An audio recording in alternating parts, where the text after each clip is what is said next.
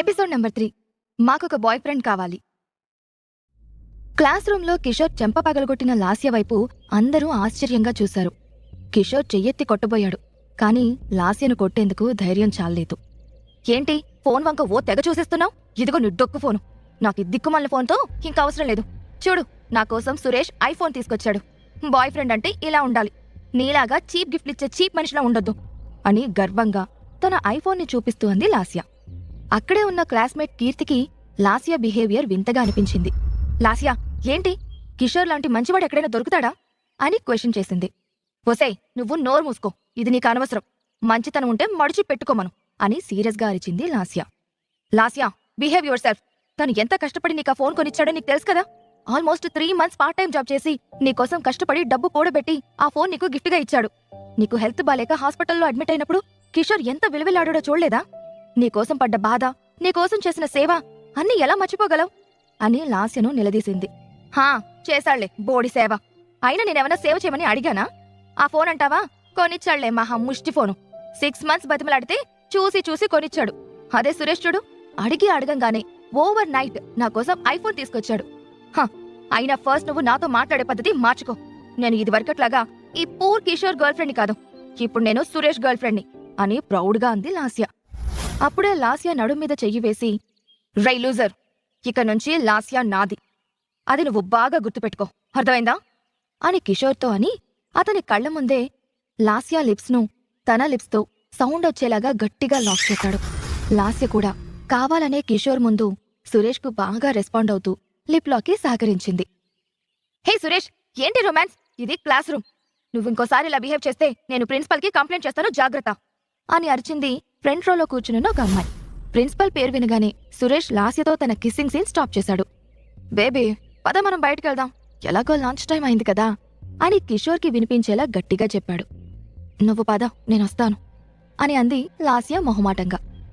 Okay, కానీ త్వరగా వచ్చేయ్, నేను నువ్వు లేకుండా ఎక్కువసేపు ఉండలేను డార్లింగ్ అని లాస్యను హక్ చేసుకుని కిషోర్ వైపు చూసి వెకిలిగా నవ్వుతూ బయటికెళ్లాడు సురేష్. కిషోర్, ఇప్పటి వరకు మన మధ్య ఏం జరిగిందో నాకు అనవసరం, కానీ ఇప్పుడు నేను సురేష్తో ఉంటున్నాను. పాత విషయాలను అడ్వాంటేజ్గా తీసుకోవాలని ట్రై చేస్తే మాత్రం ఊరుకోను, జాగ్రత్త అని కిషోర్ వంక అసహ్యంగా చూసి బయటకు వెళ్లిపోయింది లాస్య. తల కూడా పైకెత్తకుండా కామ్గా కూర్చున్న కిషోర్ను చూసి బాధపడిన కీర్తి, కిషోర్, ఆర్ యు ఓకే అని అడిగింది. యా కీర్తి, ఐఎమ్ ఫైన్ అని మెల్లగా బదులిచ్చిన కిషోర్ని తనతో లంచ్కు ప్యారడైజ్కు ఇన్వైట్ చేసింది కీర్తి. నో కీర్తి, ఇప్పుడు కాదు, నేనే నిన్ను లంచ్కు తాజ్ హోటల్కి తీసుకెళ్తాను, వెయిట్ చేయి అన్న కిషోర్ మాటలకు కీర్తి షాక్ అయ్యింది. అక్కడ ఆర్డర్ చేసే ఒక కప్పు కాఫీ కాస్ట్తో కిషోర్ 3 పూటలా భోజనం చేయగలడు. అలాంటి కిషోర్ తాజ్కి తీసుకెళ్తానని చెప్పడం నమ్మలేకపోయింది. నువ్వు ట్రీట్ ఇస్తే అంతకన్నా కావాల్సిందేముంది, సరే బాయ్ అని చెప్పి అక్కడి నుండి వెళ్లిపోయింది కీర్తి. సరిగ్గా అప్పుడే రూమ్లో నుంచి బయటకొస్తున్న కిషోర్ని క్లాస్ బయట వెయిట్ చేస్తున్న classmates come roommates Vicky and తేజాలు పలకరించారు. రే కిషోర్, పదరా మనం క్యాంటీన్కి వెళ్దాం, ఓ ఆకలి దంచేస్తోంది, అబ్బా ఈ పూట 4 ప్లేట్లైనా లాగించేయాలి అని బలవంతంగా కాలేజ్ క్యాంటీన్కు లాక్కునొచ్చాడు తేజ. కరెక్ట్గా క్యాంటీన్ లోపలికి ఎంటర్ అవుతున్న టైంలో తన ఫోన్కొచ్చిన మెసేజ్ చెక్ చేసుకున్న విక్కీ, రే మన రూమ్ గ్రూప్ చాట్ ఒకసారి చూడండి, రవిగడేదో మెసేజ్ పెట్టాడు అని ఎగ్జైటింగ్ గా అరవడంతో మిగిలిన ఇద్దరు కూడా తమ ఫోన్లో వాట్సాప్ ఓపెన్ చేశారు. హలో బాయ్స్, మీకు గుడ్ న్యూస్, నేనిక సింగిల్ కాదని సగర్వంగా అనౌన్స్ చేస్తున్నాను, త్వరగా రూమ్కి రండి, మీ అందరికీ మంచి పార్టీ ఇస్తాను అని రవి పంపిన మెసేజ్ చదివి ముగ్గురు రూమ్మేట్స్ తమ రూమ్ దగ్గరకు చేరుకున్నారు. రూమ్లోకి ఎంటర్ అవ్వబోయి లోపల రవి చేతులు పట్టుకుని మాట్లాడుతున్న ఒక అమ్మాయిని చూసి బయటే ఆగిపోయారు. డోర్ దగ్గర తన ఫ్రెండ్స్ ని చూసిన రవి, రే అక్కడే ఆగిపోయారేంట్రా, రండి లోపలికి రండి. తన పేరు రేఖ, షీఈ్ మై గర్ల్ ఫ్రెండ్ అని సిగ్గుపడుతూ పరిచయం చేశాడు. రవి స్పోర్ట్స్లో మేజర్ చేస్తున్నాడు. 6 అడుగుల హైట్తో బలిష్టమైన దేహంతో అట్రాక్టివ్గా ఉంటాడు. రవి రూమ్మేట్స్ కూడా అతనిలాగే అందంగా హుందాగా ఉంటారని ఎక్స్పెక్ట్ చేసిన రేఖ అక్కడ నిలబడిన ముగ్గురిని చూసి అప్సెట్ అయ్యింది. రే త్వరగా రెడీ అవ్వండి, అందరం కలిసి లంచ్కి వెళ్దాం, రేఖ ఫ్రెండ్స్ కూడా వస్తున్నారు. కిషోర్, నువ్వు లాస్యను కూడా పిలవరా అన్నాడు రవి హుషారుగా. తను రాదురా, మేం విడిపోయాం అన్న కిషోర్ మాటలు విని, వాట్, విడిపోయారా, ఇదెప్పుడు జరిగింది, ఎందుకురా అని రవి కంగారు పడుతూ అడిగాడు. ఇంతలో తేజ కల్పించుకుని, రే ఫస్ట్ రెడీ అవుదాం, లేట్ అవుతుంది అని రవిని ఆపి కిషోర్ చూడకుండా అతనికి సైగ చేశాడు. తేజ సిగ్నల్ అర్థమై బ్రేకప్ కి రీజన్ ఖచ్చితంగా కిషోర్ పావర్టీ అయ్యుంటుందని గెస్ చేసిన రవికి కిషోర్ మీద జాలి కలిగింది. రేఖ, వీళ్ళు రెడీ అవుతారు, మనం బయట వెయిట్ చేద్దాం అని రేఖతో కలిసి బయటికి వెళ్ళిపోయాడు Ravi. What is this Ravi? నేను మీ రూమ్మేట్స్ నీలాగే ఉంటారు అనుకున్నాను. అసలు ఇలాంటి లో క్లాస్ పీపుల్తో నువ్వు రూమ్ ఎలా షేర్ చేసుకుంటున్నావు? డిస్కాస్టింగ్. అసలు వాళ్ళ మొహాలు, డ్రెస్సులు చూసావా? ఇప్పుడు వీళ్ళని తీసుకెళ్లి నా ఫ్రెండ్స్ కి ఏ మొహం పెట్టుకుని పరిచయం చేయను అంది కోపంగా. రేఖ మాటలకు ఇబ్బందిగా ఫీల్ అయిన రవి, ఓహ్ రేఖ, మనం వాళ్ళని జస్ట్ లంచ్ కి తీసుకెళ్తున్నాం, పెళ్లి చూపులకేం కాదు కదా, దానికోసం ఎందుకింత ఫీల్ అవుతున్నావు అని రేఖను కూల్చడానికి ట్రై చేస్తూ అన్నాడు. మా ఫ్రెండ్స్ వీళ్ళలాగా కేవలం ఫుడ్ కోసం వస్తున్నారనుకుంటున్నావా? వాళ్ళు చెప్పకపోయినా వాళ్ళ ఉద్దేశం నాకు బాగా తెలుసు. నువ్వు అందగాడివి కాబట్టి నీ రూమ్మేట్స్ లో ఎవరైనా వాళ్ళకు బాయ్ ఫ్రెండ్ గా పనికొస్తారా అని టెస్ట్ చేయడానికి వస్తున్నారు. వీళ్ళు చూడు ఎలా ఉన్నారు అంది చిరాగ్గా. డార్లింగ్, నేను స్పోర్ట్స్ మేజర్ని. లాస్ట్ మినిట్ లో అరేంజ్ కాకపోవడంతో వీళ్లతో పాటు రూమ్ అలాట్ చేశారు. వాళ్ళు రిచ్ కాకపోవచ్చు, బట్ దే ఆర్ డీసెంట్. ఏమో, మీ ఫ్రెండ్స్ లో ఎవరికో ఒకరికి మా వాళ్ళు నచ్చొచ్చు అని క్యాజువల్ గా అంటున్న రవితో, నీకు తమాషాగా ఉంది కదా, వీళ్ళని తీసుకువెళ్లడం నా వల్ల కాదు. Please Ravi, lunch program cancel అయిందని చెప్పు ప్లీజ్ అంది రేఖ. ఛే రేఖ, నేను అలా చెప్పలేను. అయినా జస్ట్ ఒక లంచ్ కి ఎందుకు నువ్వు అంత స్ట్రగుల్ అవుతున్నావు? ఇప్పుడు కాకపోతే రేపైనా నా ఫ్రెండ్స్ వీళ్ళని మీ వాళ్లకు తెలీదా అని విసుక్కున్నాడు రవి. ఓకే, నీ ఇష్టం, కానీ అక్కడ ఏ గొడవ జరిగినా నాకు సంబంధం ఉండదు అంటున్న రేఖ ఫోన్ మోగడంతో దూరంగా వెళ్లి కాల్ లిఫ్ట్ చేస్తుంది. హే దీపిక, ఓకే మీరు వెయిట్ చేయండి, మేము వస్తున్నాం. వాళ్ళ గురించి నన్ను అడిగే కంటే డైరెక్ట్ గా మీరు చూస్తేనే బెటర్ అని ఫోన్ పెట్టేసింది రేఖ. అప్పుడే రెడీ అయి రూమ్ నుంచి బయటకొచ్చిన రవి ఫ్రెండ్స్ ని చూసి ఇరిటేట్ గా ఫీల్ అయింది. తేజ, విక్కీలు ఫ్రెష్ గా రెడీ అయ్యి డ్రెస్ చేంజ్ చేసుకున్నారు. కానీ కిషోర్ మాత్రం ఆ పాత డ్రెస్ లోనే నిలబడ్డం చూసి ఇబ్బందిగా ఫీల్ అయ్యింది రేఖ. మా ఫ్రెండ్స్ అంతా ఆల్రెడీ రెస్టారెంట్ లో వెయిట్ చేస్తున్నారు, మీరు కొద్దిగా డ్రెస్ చేంజ్ చేసుకుంటే మనం త్వరగా బయలుదేరదాం అని కిషోర్ ని రిక్వెస్ట్ చేసింది.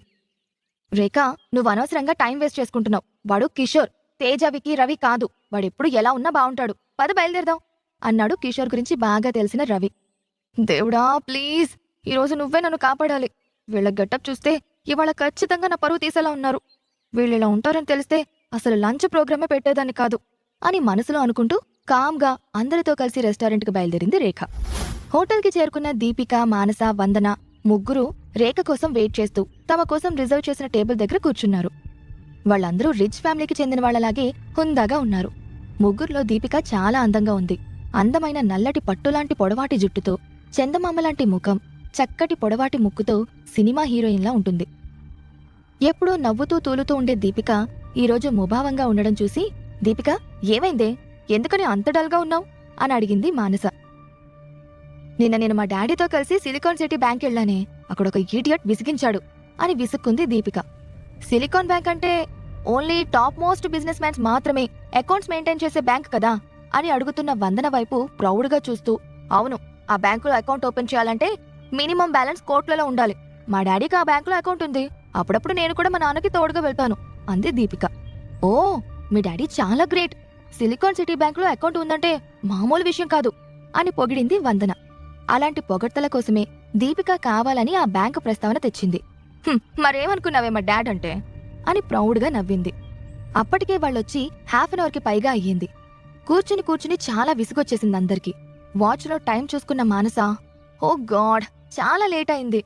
ఈ రేఖ ఏమో ఇంకా రాలేదు, ఇంకా ఎంతసేపు వెయిట్ చేయాలే? బాయ్ ఫ్రెండ్ తీసుకొస్తుందా లేక ఇంకేమైనా చేస్తుందా అని నీరసంగా పాకెట్ అద్దంలో తన మేకప్ సరి చేసుకుంటూ అంది. రేఖ అంటే గుర్తొచ్చింది. అబ్బా, ఏముంటాడే బాబు దాని బాయ్ ఫ్రెండ్, సినిమా హీరో ప్రభాస్లా భలే ఉంటాడు. 6 ప్యాక్ బాడీ, ఆ స్టైల్. రేఖ కమిట్ అయింది కానీ లేదంటేనా అన్న మానస మాటలకు మిగిలిన ఇద్దరూ గట్టిగా నవ్వేశారు. ఒసేయ్, ఏంటి గుటకలు మింగుతున్నావు? ఫ్రెండ్ లవర్ మీద మనసు పారేసుకుంటే కళ్ళు పోతాయి అని కసిరింది దీపిక. పోతే పోనీలేవే ఎదవకళ్ళు, రవిలాంటి వాడి కోసం ప్రాణం పోయినా పర్లేదు అని ఇంకా ఏదో అనబోతుండగా మానస నోటిని మూసేసింది దీపిక. నీకు పిచ్చి బాగా ముదిరిందే, రవి నొదలై. కావాలంటే రవి ఫ్రెండ్స్ వస్తున్నారుగా, వాళ్లలో ఎవరైనా బావుంటే సెట్ చేసుకుందాం. మనం కూడా ఎన్నాళ్ళని ఇలా సింగిల్గా ఉంటాం చెప్పు? మనకి ఒక బాయ్ ఫ్రెండ్ కావాలి కదా, చూద్దాం ఏమాత్రం అందంగా ఉంటారో అని చిలిపిగా కన్ను కొట్టింది దీపిక. అప్పుడే రెస్టారెంట్ ముందు ఆగిన కారులో నుంచి దిగిన రేఖ, రవి నేను లోపలికెళ్తున్నాను, నేను ముందు వెళ్తాను, నేను వెళ్ళాక నువ్వు మీ ఫ్రెండ్స్ని తీసుకుని రా అని లోపలికి వెళ్ళిపోయింది. అంత పెద్ద హోటల్ని మొదటిసారి చూసిన విక్కీ, తేజాలు చాలా ఎక్సైటెడ్గా ఫీల్ అయ్యారు. కిషోర్ మాత్రం ఎప్పటిలా క్యాజువల్ గానే ఉన్నాడు. రే, హోటల్ బయట నుంచి చూడ్డానికి ఇంత బాగుంటే దీంట్లో ఫుడ్ ఇంకెంత బాగుంటుందో. రవి, వదరా, త్వరగా వెళ్దాం, నాకు బాగా ఆకలేస్తోంది అని లొట్టలేస్తూ అన్నాడు తేజ. రే, ఆపరా నాయనా నీ తిండిగోలా, ఇప్పటికే నా పోరి తెగ ఫీల్ అయిపోతుంది అని చిన్నగా నసిగాడు రవి. అది వినపడిన తేజ, నువ్వేం ఫీల్ అవ్వకు మామా, ఎవ్వరేం మాట్లాడినా తిండి విషయంలో తగ్గేదేలే అని స్టైల్గా అన్నాడు తేజ. రవి నవ్వి సరే పద అని తేజ భుజం మీద చెయ్యి వేసి తీసుకెళ్లాడు. సరిగ్గా అప్పుడే రేయ్ మీరు లోపలికెళ్ళండి, నేను వాష్రూమ్కి వెళ్ళేసొస్తా అని వాష్రూమ్ వైపు వెళ్లాడు కిషోర్. రవి, వాడింకా లాస్యం తలుచుకుని ఫీల్ అవుతున్నాడనుకుంటా, కాసేపయ్యాక వాడే వస్తాడులే, మనం లోపలికెళ్దాం పదా అని తేజ అనడంతో ముగ్గురు కలిసి లోపలికెళ్లారు.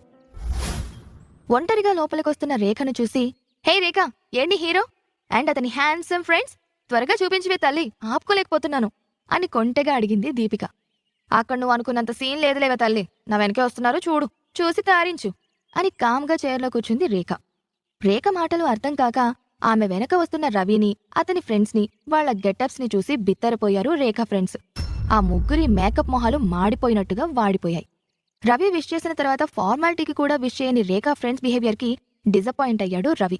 రేఖ, రవితో అతని ముగ్గురు ఫ్రెండ్స్ వస్తారని చెప్పావు, ఎక్కడా అని అడుగుతున్న దీపిక అప్పుడే టేబుల్ దగ్గరికి కిషోర్ వస్తూ ఉండడం చూసింది. అతన్ని చూడగానే, హే యూ ఇడియట్, ఆఖరికి ఇక్కడికి కూడా వచ్చావా, తినడానికి వచ్చావా లేక ప్లేట్స్ వాష్ చేయడానికి వచ్చావా అని వెటకారంగా అంటున్న దీపికను చూసి షాక్ అయ్యారు రవి, అతని ఫ్రెండ్స్. ఆ అరుపు అవమానంగా అనిపించి కిషోర్ తలవంచుకున్నాడు.